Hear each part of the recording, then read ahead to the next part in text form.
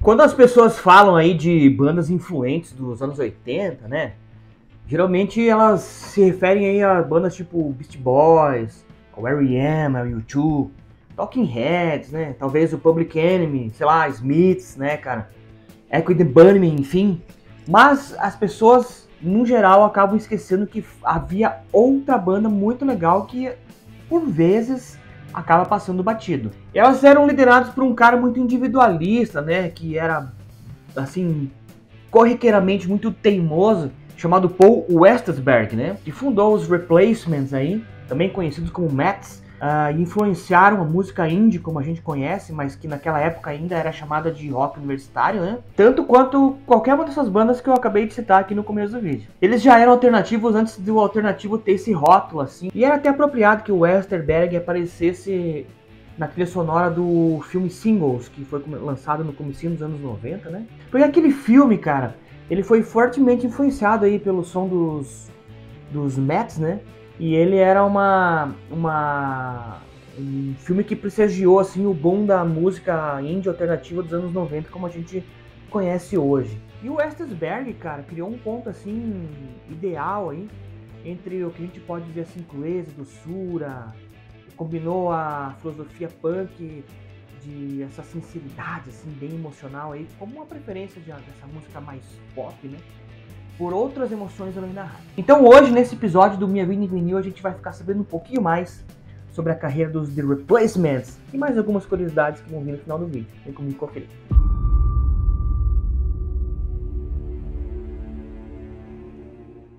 Fala pessoal, aqui é o Brody, tá começando mais um Minha Vida em Vinil. E hoje para falar de uma banda chamada The Replacements. Cara, os Replacements foi uma banda de rock surgida lá em Minnesota, né, cara, na cidade de Minneapolis em 1979.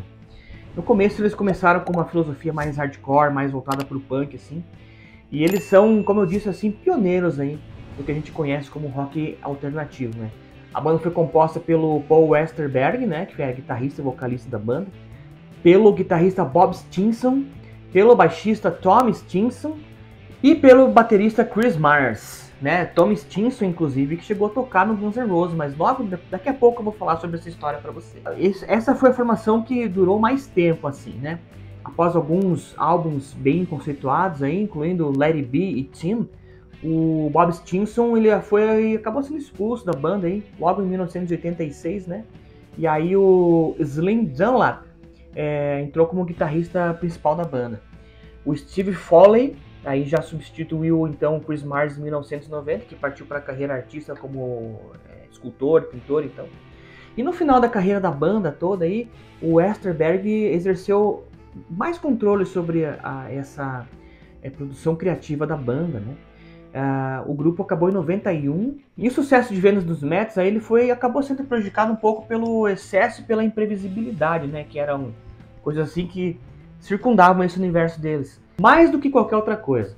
Eles eram tão indisciplinados, cara, que os executivos das gravadoras aí, eles não queriam, assim, assinar nada com eles, não queriam ter que lidar com eles. E os locais de shows também não queriam exibi-los, né, não queriam fechar shows. E artistas maiores, assim, de outras bandas também não queriam arriscar, assim, a usar eles como banda de abertura, né, de tão loucos que eles eram. Tudo isso, assim, um pouco foi mitificado durante sua carreira, até mesmo romantizado, sabe? Segundo o próprio Westerberg, né, ele mesmo admite que tudo isso foi motivado um pouco pela sua ansiedade, ele era um cara muito ansioso. E ao olhar, assim, para esse legado do Westerberg, né, a gente vê um cara muito complexo, às vezes meio contraditório, autocontraditório, eu diria, que ele não foi feito assim para ser um cara normal, né? Ele foi feito para não seguir nenhuma regra, para não ter que seguir o fluxo normal das coisas. Ele queria ir contra o sistema, contra as coisas, né?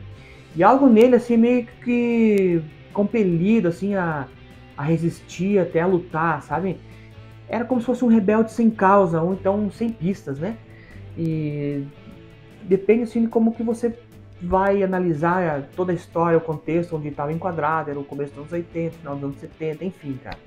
E esse é um tipo de luta interna, né, que faz a gente refletir e que provavelmente tornou, assim, ou não só ele, mas outras pessoas que sofrem disso também, pessoas que são difíceis de lidar e até vão impedir de fazer algumas outras coisas, né? Aquilo que eu quero e ponto final. E também um outro requisito assim que a gente pode considerar para definir, por exemplo, o que é ser pioneiro em alguma coisa, né? Sou pioneiro na arte, sou pioneiro, sei lá, na carpintaria, cara, enfim. Ele foi pioneiro nesse estilo aí, no rock alternativo, como falei, né? Antes de se ter dessa denominação, ainda como rock universitário, né? E como que a gente denomina isso, cara? Como que a gente pode saber que uma pessoa é pioneiro? É sabendo que depois de tanto tempo, assim, 40 e tantos anos depois, a gente ainda tá falando sobre eles, né? Então esse é o momento de a gente dar mais uma refrescada na memória, vamos dizer assim, e trazer aqui, para você que tá curtindo Minha Vida em Vinil, saber um pouco mais sobre a vida do The Replacements, que é uma banda muito legal, cara, tem uns discos muito interessantes. Então ao longo da carreira deles, assim, eles tiveram muita história para contar, né? E muitas curiosidades, cara. Inclusive algumas eu vou trazer para vocês aqui agora, mas antes de trazer essas curiosidades, aquele recado esperto para você. Aqui embaixo tem um botãozinho para você se inscrever no canal, para você fazer a sua inscrição e para você deixar seu like e ainda mais você comentar se você é fã de todas essas bandas que eu falei, se você conhece o Replacements, o que você acha dessa banda. E cara, se faltou alguma coisa, você comenta aqui embaixo que a gente vai continuar esse papo por aqui. Tá legal? Então, para começar, cara, uma curiosidade, a primeira curiosidade que eu quero trazer, assim, ser fato, né?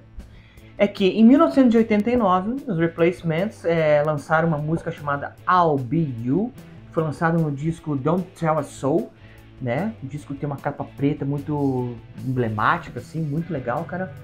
E ali no meio tinha uma frase que dizia A Rebel Without a Clue, um rebelde sem a menor ideia. Acontece, cara, que depois que os Mets abriram um show do Tom Petty and the Heartbreakers, né? O que aconteceu foi que o Tom Petty meio que roubou essa frase aí e aí colocou na música dele Into the Great Wide Open, lançado em 1991, no disco que levava o mesmo nome. Então essa é a primeira curiosidade, né? Outra coisa que eu falei pra vocês lá no começo, vocês lembram que um dos membros fundadores da banda aí se juntou ao Guns N' Roses, que foi o baixista Tommy Stinson, né? Ele então entrou logo em seguida aí quando o Axl resolveu, a banda acabou definitiva, né? Ou quando ele demitiu todo mundo da banda e resolveu reorganizar uma nova formação. Stinson fez parte aí das gravações do álbum Chinese Democracy, né? Que levou cerca de mais ou menos 10 anos para ser concluída e foi lançado no ano de 2008, no mês de março de 2008. E aí ele ficou na banda até quase 2016, quando o Duff McKagan voltou à banda e o Stinson se separou então do Guns N' Roses, né? Inclusive o Tom Stinson, naquele show de 2001, quando o Guns N' Roses tocou no festival Rock in Rio, ele estava junto, né? Tava lá tocando baixo. Se você puder ir procurar esse show, deve ter no YouTube aí. Eu lembro porque eu tenho gravado até hoje fita VHS. Inclusive, eu já falei, uma hora eu quero fazer um episódio só para mostrar a minha coleçãozinha pequena, mais honesta, mas legal, de fitas VHS. Uma música dos The Mets, né, do The Replacements, que chama-se Johnny's Gonna Die. Algumas pessoas achavam que essa música pudesse ser atribuída ao Johnny Rotten dos Sex Pistols, mas na verdade, cara, ela é sobre o Johnny Thunders, do New York Dolls, né? O Johnny Thunders e os Replacements se cruzaram algumas vezes, assim, e o Thunder sempre soube que a música era sobre ele. Em 1985, o Replacements lançou um disco chamado Team, e lá tem uma música chamada Swimming Party. Essa música foi regravada por uma cantora chamada Lorde, né? A Lorde então regravou esse disco, essa música, aliás, no seu disco Pure Heroine de 2013. Lorde que, né, cara, se você ouvir a versão é muito legal. Compare a versão do Replacements e compare a versão da Lorde que você vai ver, é muito massa. Ainda sobre o disco de 1987, lá tem uma música chamada Portland. Essa música conta a história aí de um show que eles fizeram que foi muito caótico, assim, sabe? Que a banda fez lá no Pine Street Theater de Portland, no Oregon.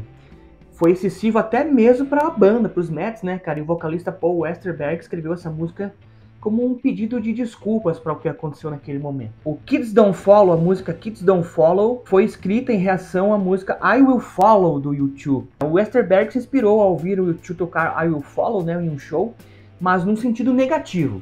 Ele achava que a música do U2 era brega e não representava o mundo que ele via ao seu redor, assim, sabe? Ele não sabia, na verdade, que a Will Follow tratava, na verdade, sobre a mãe do Bono, né? O Westerberg chamava a banda de The Placemats quando estava bêbado, né?